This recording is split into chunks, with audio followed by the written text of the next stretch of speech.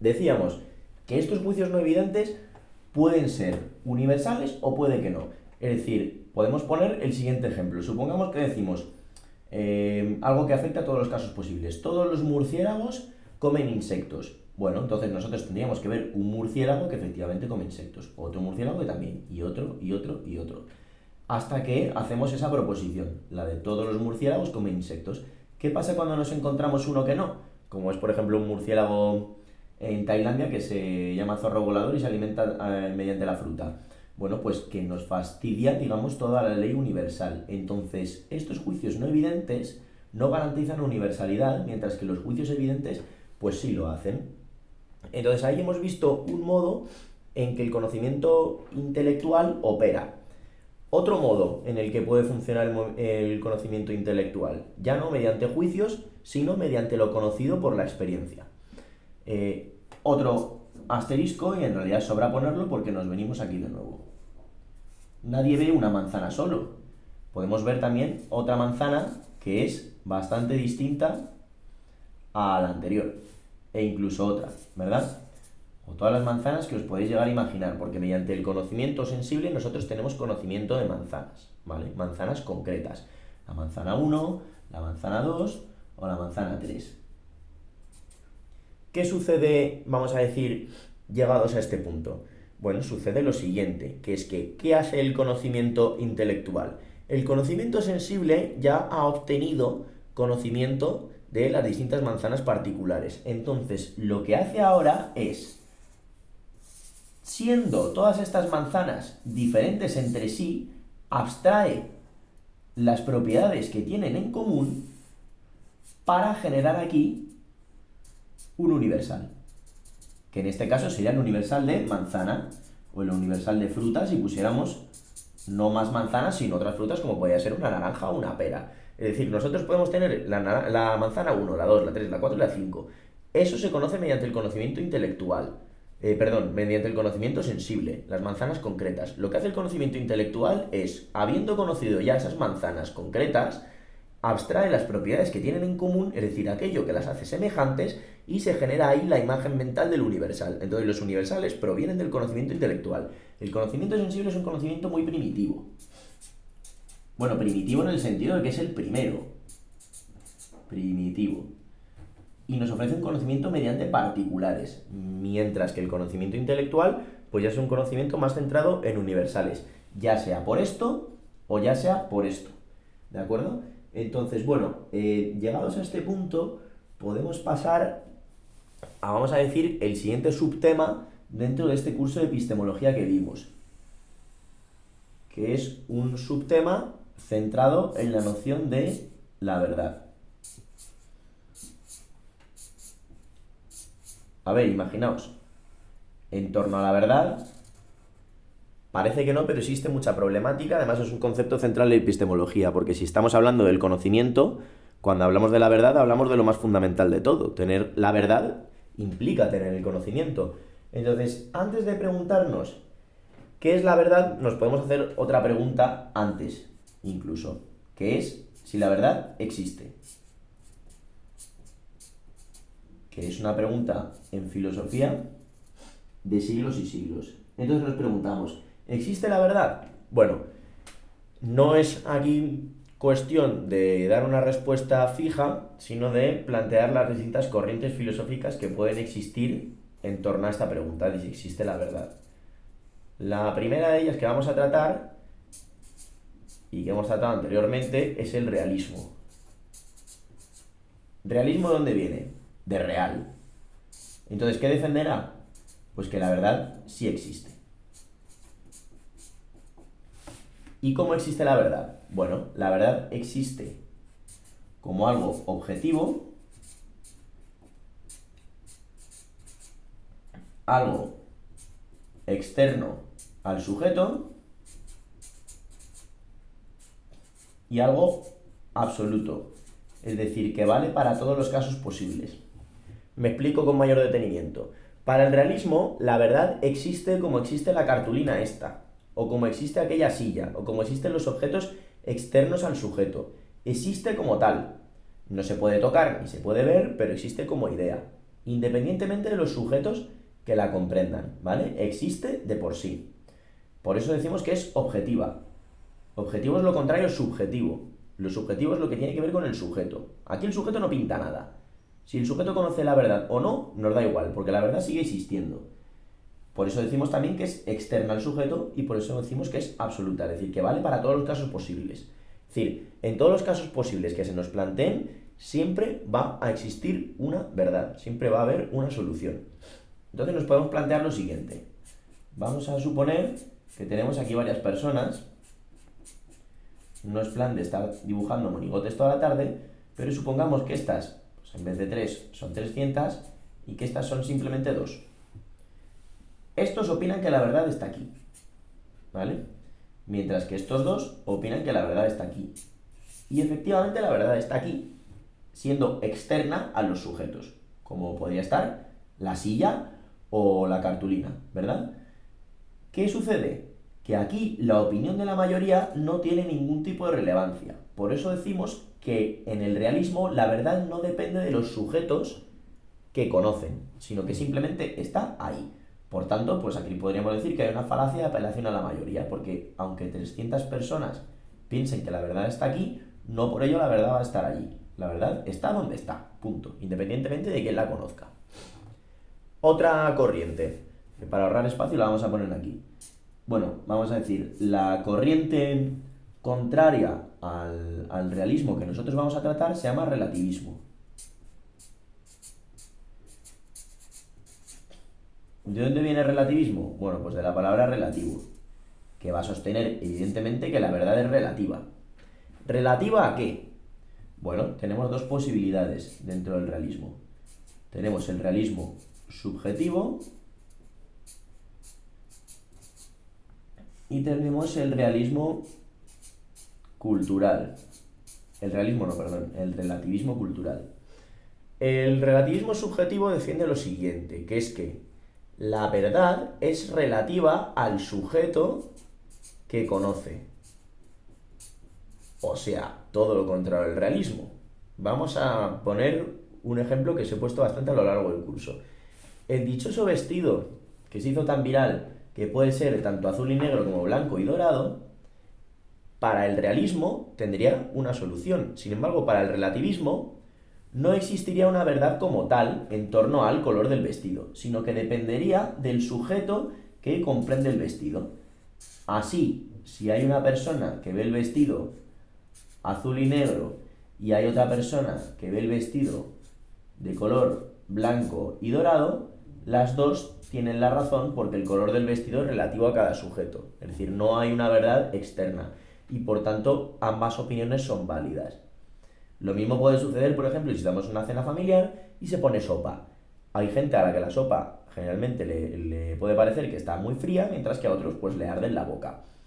¿Qué sucede? ¿La sopa está fría o caliente? Bueno, la temperatura se puede medir de manera objetiva, pero el que esté fría o caliente pues depende del sujeto que está, en este caso, tomando la sopa. Entonces, en ese caso podríamos decir, ¿cómo está la sopa? ¿Fría o caliente? Pues ninguna de las dos, depende del sujeto que la tome. Con el vestido lo mismo. ¿Relativismo cultural? Pues evidentemente ya no es algo relativo al sujeto, sino algo relativo a la cultura que comprende determinados hechos. Por ejemplo, en determinadas zonas de África se produce un hecho, que es la mutilación genital femenina, que se llama ablación, con B. La ablación consiste en extirparle el clítoris a la mujer para que no sienta placer. Es una actividad, pues, por desgracia, y lo digo, bastante extendida en determinadas zonas. Bien, nosotros cuando oímos hablar de esto, pues evidentemente sentimos un rechazo tremendo. Sin embargo, pues hay quien aboga que la gente que lleva a cabo esas prácticas no siente ningún rechazo, sino que piensa que eso es lo bueno y lo que se tiene que hacer. No solamente los hombres, sino también las mujeres, que lo hacen con convencimiento, curiosamente. Bueno, ahí estaríamos en una postura del relativismo cultural, en la que defendemos que eso no es ni bueno ni malo, sino que depende de la cultura que lo concibe. Entonces, si nosotros estuviésemos en esa cultura, pues podría ser que lo consideramos de manera positiva, pero estando en esta, pues lo concibimos de manera negativa. Eso sí somos relativistas culturales. Entonces, bien, hemos entonces dibujado las dos teorías que existen en torno al problema de si la verdad existe. Realmente existen muchas más, ¿de acuerdo?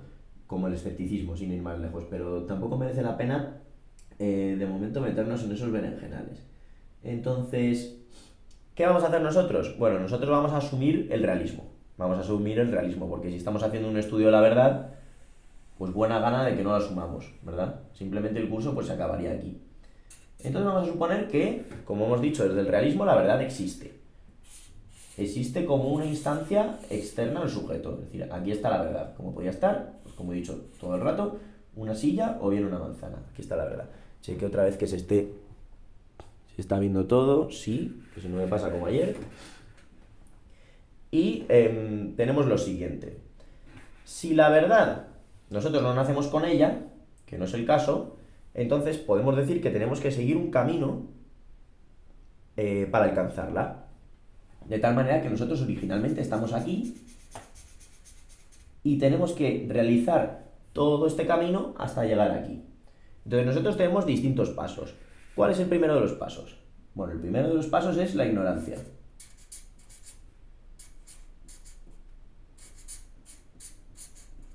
¿La ignorancia qué es? El primer punto, el punto del desconocimiento más absoluto. Supongamos que nos ponen un caso y nos dicen ¿esto qué es? Y no tenemos ni idea. Bueno, ahí nosotros reconocemos nuestra propia ignorancia. ¿Qué sucede con la ignorancia? Pues que está conceptualizada generalmente de manera muy negativa. Se entiende que es algo de lo que hay que salir. Y efectivamente, sí, hay que salir de la ignorancia. Pero si reconocemos nuestra ignorancia, es cuando estamos en condiciones de pasar al siguiente paso. ¿Me explico? Hay gente que piensa que lo sabe todo. Esa gente nunca va a conocer más, porque si piensa que lo sabe todo, cuando no es así, se queda simplemente en el paso a la ignorancia. Por eso Sócrates decía la famosa frase de solo sé que no sé nada. ¿Eso qué es? Pues es un reconocimiento, vamos a decir, de humildad con respecto a lo que se puede conocer para pasar a los siguientes pasos en pos de hallar la verdad. ¿El siguiente paso cuál sería? La duda. ¿Cuándo se plantea la duda? Cuando tenemos dos opciones. Dos opciones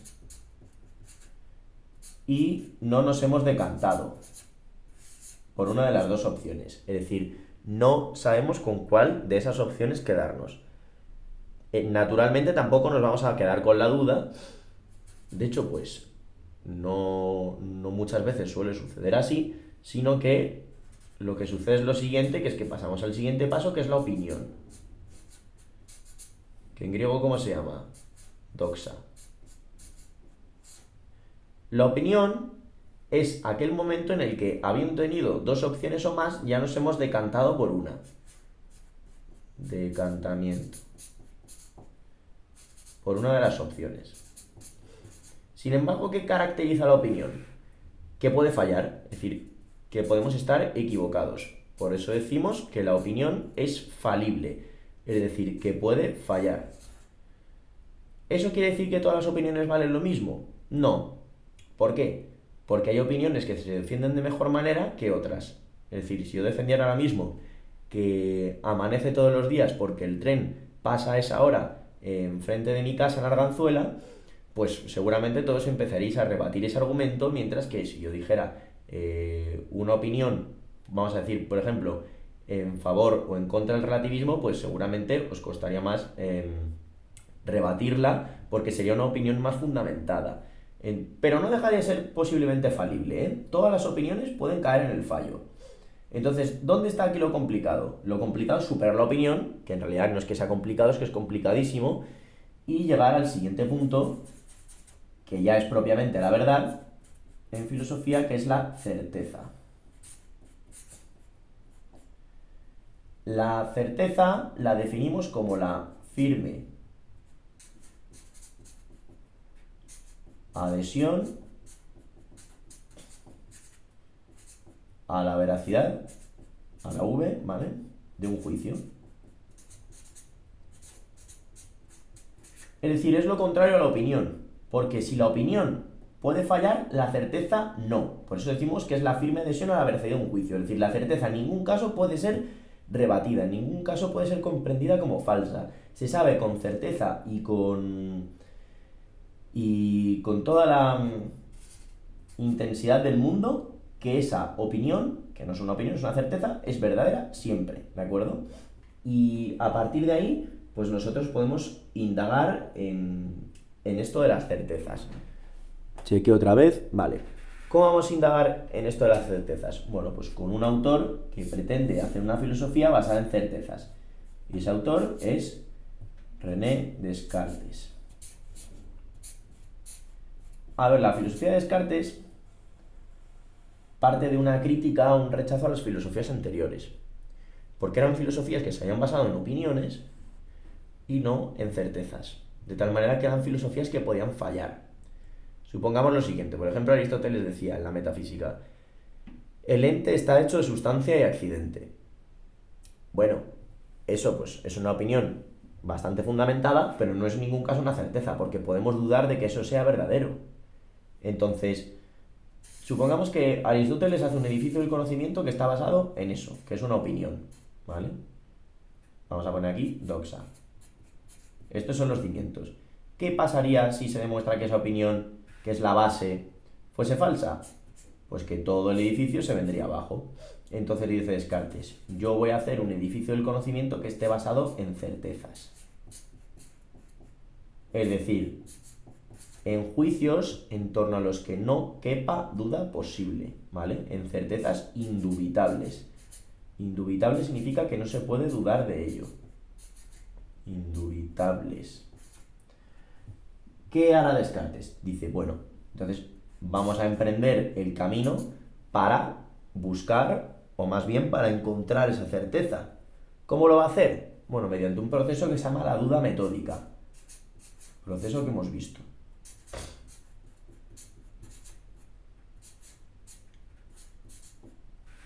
¿La duda metódica en qué consiste? En poner absolutamente todo en tela de juicio. Es decir, dudar de todo lo que nos podamos imaginar, de todo contenido mental, de todo lo que venga a la mente. ¿Para qué? Para en el momento en que nos encontremos un tope, es decir, algo de lo que no podemos dudar, pues ahí y solo ahí tendremos la certeza, ¿verdad? ¿Cómo va a proceder esta duda metódica? Bueno, fundamentalmente con tres pasos. Tres pasos que son hipótesis muy descabelladas que nos hacen dudar de determinados aspectos. En primer lugar tenemos el llamado argumento del sueño. Argumento sueño. ¿Qué defiende el argumento del sueño? Bueno, el argumento del sueño defiende que nosotros cuando estamos soñando tenemos imágenes mentales. Es decir, tenemos esto. De la misma manera que cuando vemos algo. ¿Nos dicen a nosotros en el sueño que eso no es real? ¿O sabemos perfectamente que eso no es real? No, más bien todo lo contrario, pensamos que eso existe. Entonces, ¿quién nos dice? Dice Descartes que lo que estamos viendo ahora mismo que nos parece real no es simplemente propio de un sueño y ahora nos vamos a despertar y vamos a estar en otras circunstancias. Es decir, lo que yo veo cuando estoy soñando no tiene una correspondencia real, no existe fuera del sujeto. Es decir, yo podría estar soñando ahora mismo que estoy en la playa, que perfectamente me despertaría y me daría cuenta de que la playa pues propiamente no está a mi lado o no existe, o esa impresión mental que estoy teniendo es una impresión falsa. Entonces, ¿de qué puedo dudar mediante el argumento del sueño? De lo sensible, de lo percibido mediante los sentidos. No nos vale. Descartes descartará, nunca mejor dicho, el conocimiento que provenga de los sentidos, porque se puede dudar de ellos. Argumento de la locura, que es el siguiente. Bueno, es muy similar al argumento del sueño. Supone que nosotros simplemente estamos locos y lo que vemos simplemente es producto de nuestra locura. Los locos actúan como, pues pensando que aquello que hacen tiene sentido. Es decir, en la mente de los locos lo que hace tiene todo el sentido del mundo, porque tienen otras imágenes mentales que no se corresponden con la realidad, ¿de acuerdo? Y su proceder racional, por lo tanto, es, vamos a decir, alternativo. Entonces, ¿quién nos dice a nosotros que no estamos locos y que lo que estamos viendo y estamos pensando no tiene sentido ninguno para las mentes de fuera? Pues nadie nos puede garantizar eso. Entonces, mediante la duda metódica también podemos poner en duda el proceder racional y nuevamente el conocimiento de los sentidos, ¿verdad? Y ya, esto, como digo, todo hipótesis muy descabelladas para ver de qué podemos dudar. Y ya llegamos a la hipótesis más descabellada y a la vez la más famosa de Descartes, que es la hipótesis del genio maligno. Dice Descartes, supongamos lo siguiente, que es 1 más 1 igual a 2. Ni los más locos podrían dudar de esto, dice Descartes. Esto tiene que ser una certeza. Pero ¿y si nos ponemos en la situación, ya rizando mucho el rizo, de que un genio maligno nos está engañando y estamos siendo fruto de su hechizo para pensar que esto es así cuando de toda la vida 1 más 1 ha sido 3? ¿Podríamos dudar del conocimiento que nos ofrecen las matemáticas?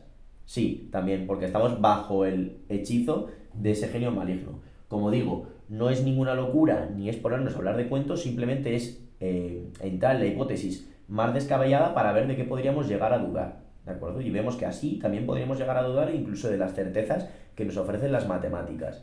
Entonces, ¿de qué es aquello de lo que no podemos dudar? Bueno, tras haber realizado la duda metódica, Descartes encuentra una solución, que es su famosa frase, pienso, bueno, la S, pienso, luego existo. También llamada en latín el cogito, por el cogito ergo sum.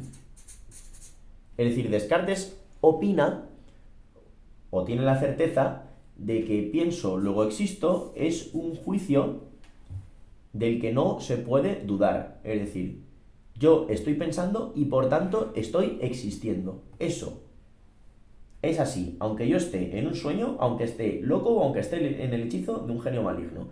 Bajo ninguna de estas circunstancias podría yo llegar a dudar de esto, de que pienso, entonces existo. Entonces ahí en Descartes tenemos la primera certeza, ¿vale? Aquello de lo que no se puede dudar, la firme adhesión a la veracidad de un juicio, ¿veis? Entonces en este sentido ya tendríamos la primera verdad sobre la cual hacer un edificio del conocimiento seguro que no esté centrado en opiniones, sino que esté centrado en certezas. Y a partir de ahí, pues Descartes hará toda su filosofía, ya sea en las meditaciones metafísicas o en el discurso del método. Entonces, llegados a este punto, nos podemos plantear lo siguiente, que es, bueno, simplemente existe esta certeza. Bien, esto no deja de ser la filosofía de Descartes, entonces podemos ir a otras que tienen una visión no contraria, pero sí, vamos a decir, más amplia en torno a las certezas que la que nos ofrece Descartes.